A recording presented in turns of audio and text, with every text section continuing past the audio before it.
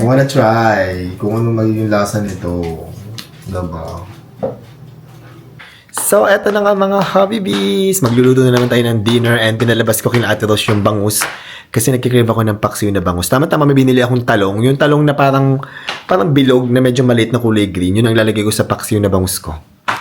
Hi Ate Rose, anong ginagawa mo dyan? Sir, malambot po yung saging natin, sir. Ay, hala. Ano, nabubulok na. Mabilis po mahinog. Dala, lambot na. Ay, nako. Kaysa masayang gawin natin banana cake.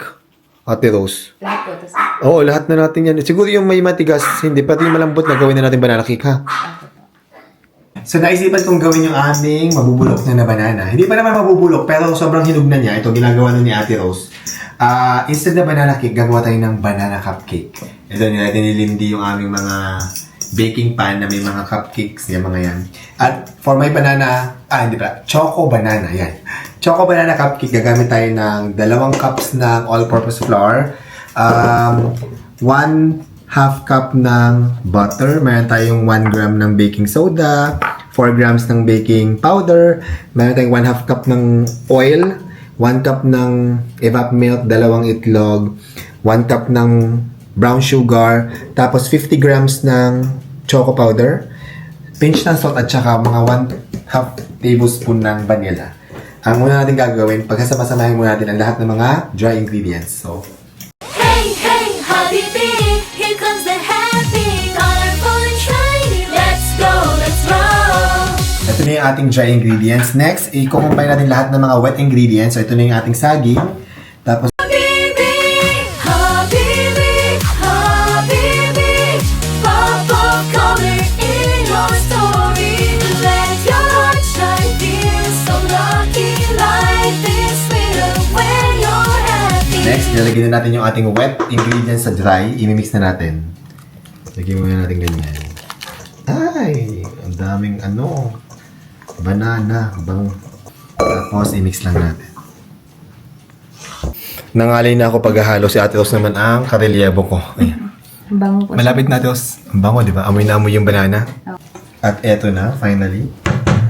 Maglalagay na tayo sa ating mga baking pan. Bango?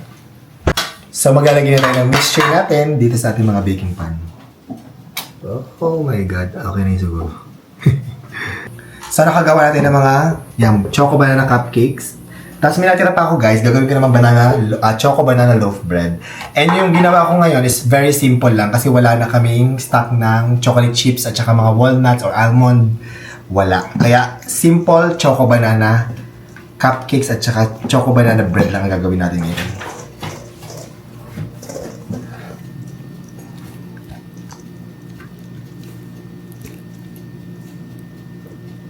At ilalagay na natin sa oven ang ating mga choco banana cupcakes. 180 degrees.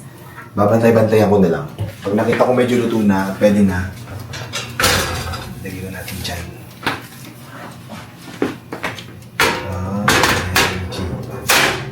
Let's see. Abangan natin. At eto na ang ating mga choco banana cupcake na maliliit, mga mini. Tapos yung choco banana loaf bread ko nakasala na sa oven. Pero gusto natin, tingnan natin. Medyo mainit. Init po, I sir. wanna try kung ano magiging lasa nito. Diba?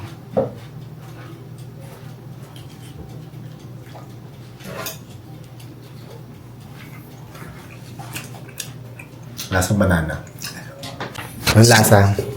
Sarap po, sir. Lasang-lasa yung saging kasi mas marami yung saging. Ang dami ng saging natin, diba? Hindi masyado matamis. Sakto lang sa akin, sir. Oo, sakto ang tamis. Hindi siya ganun katamis, guys. Adjust nyo na lang. Pero yan ang mga itsura ng mga mini choco banana cupcakes namin.